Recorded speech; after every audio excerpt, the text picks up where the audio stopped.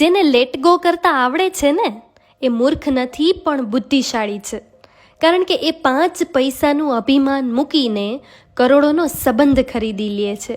ધીરજ એકલી આવે છે અને ઘણું બધું આપીને જાય છે.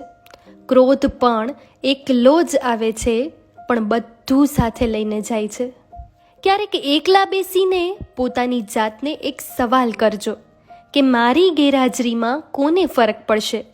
જેને ફરક પડતો હોય એની જ ચિંતા કરજો સાહેબ, બાકી બીજા બધાને એમના હાલ પર છોડી દેજો. જીવન જીવવાની મજા આવશે. ખુશીઓ આપવાવાળા ભલે આપણા ના હોય, પણ તકલીફ આપવાવાળા હંમેશા આપણા જ હોય છે.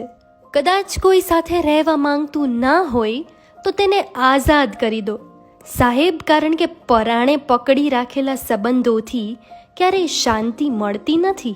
ઉત્તમ જીવન ત્યારે ગણાય જ્યારે તમે ખુશ હોય અને તમારા થકી લોકો ખુશ હોય. તે જીવન સર્વોત્તમ ગણાય.